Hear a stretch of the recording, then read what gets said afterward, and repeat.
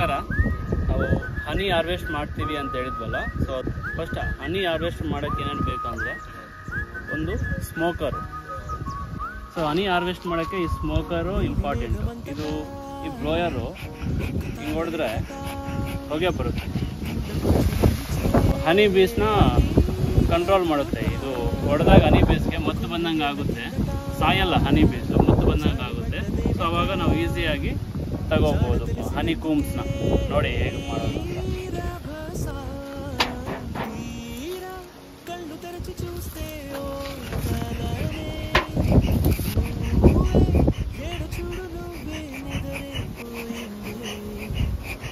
So ಹೀಗೆ ತಗೊಂಡು ಈಗ ಹೊಡಿಬೇಕು. ಈಗ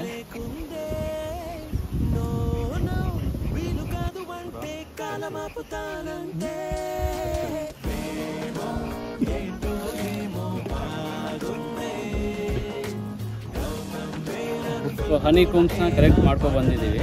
ಸೊ ಇದನ್ನೀಗ ಈ ಎಕ್ಸ್ಟ್ರಾಕ್ಟ್ರಲ್ಲಿ ಹಾಕ್ಬಿಟ್ಟು ರೊಟೇಟ್ ಮಾಡಿದ್ರೆ ಹಿಂಗೆ ನಮಗೆ ಹನಿ ಎಲ್ಲ ಆಚೆ ಬರುತ್ತೆ. ಈ ಸೆಂಟ್ರಿಫ್ಯೂಗಲ್ ಫೋರ್ಸ್ ಇಂದ ಈ ಹನಿ ಎಲ್ಲ ಈ ಹೋಲ್ಸಿಂದ ಆಚೆ ಬಂದು ಆ ಡ್ರಮ್ಮಲ್ಲಿ ಬರುತ್ತೆ. ಈ ಡ್ರಮ್ಮಿಗೆ ಬಂದಿದ್ದನ್ನ ಇಲ್ಲಿ ಕಲೆಕ್ಟ್ ಮಾಡ್ಕೊಬೋದು. ಸೊ ಅದಕ್ಕೆ ಮೊದಲು ನಾವು ಈ ಕೂಮ್ನ ಏನು ಮಾಡಬೇಕಪ್ಪ ಅಂತಂದರೆ, ಇದು ಹನಿ ಬೀಸು ಮುಚ್ಚಿರುತ್ತೆ. ಈ ಮುಚ್ಚಿರೋದನ್ನು ಹೀಗೆ ತೆಗಿಬೇಕು. ಈ ಹನಿ ವ್ಯಾಕ್ಸ್ ಇರುತ್ತಲ್ಲ, ಈ ವ್ಯಾಕ್ಸ್ನ ಹನಿ ಬೀಸು ಇಡೋಕ್ಕೆ ಸ್ವಲ್ಪ ಟೈಮ್ ತಗೊಳುತ್ತೆ.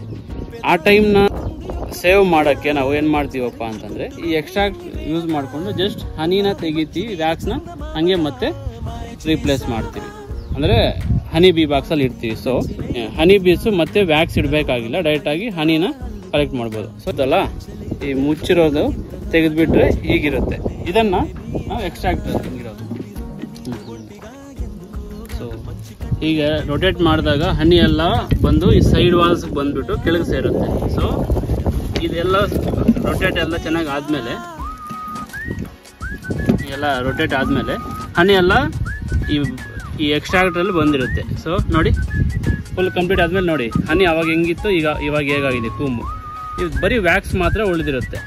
ಇದನ್ನು ಮತ್ತೆ ನಾವು ಹನಿ ಬೀ ಬಾಕ್ಸಲ್ಲಿ ಇಟ್ಟರೆ ಹನಿ ಬೀಸು ಜಸ್ಟು ಹನಿನ ಫಿಲ್ ಮಾಡುತ್ತೆ. ಈ ವ್ಯಾಕ್ಸ್ನ ಮತ್ತೆ ಸಪ್ರೇಟಾಗಿ ಮತ್ತೆ ಇಡಬೇಕಂತ ಅವಶ್ಯಕತೆ ಇರಲ್ಲ. ಸೊ ಇದಕ್ಕೆ ನಾವು ಎಕ್ಸ್ಟ್ರಾಕ್ಟರ್ ಎಲ್ಲ ಯೂಸ್ ಮಾಡಿದ್ರೆ ಚೆನ್ನಾಗಿರುತ್ತೆ.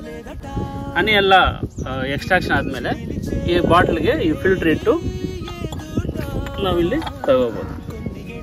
ಹಿಂಗೆ ನೋಡಿ, ಹಿಂಗೆ ಬರುತ್ತೆ.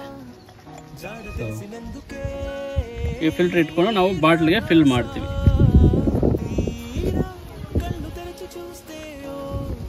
ಸೊ ಇದು ನಾವು ಫಿಲ್ಟರ್ ಮಾಡ್ತಾ ಇದೀವಿ. ನೋಡಿ ನೋಡಿ ಎಷ್ಟು ತಿಕ್ಕಾಗಿದೆಯಾ ನೋಡಿ ನಮ್ಮ ಹನಿ.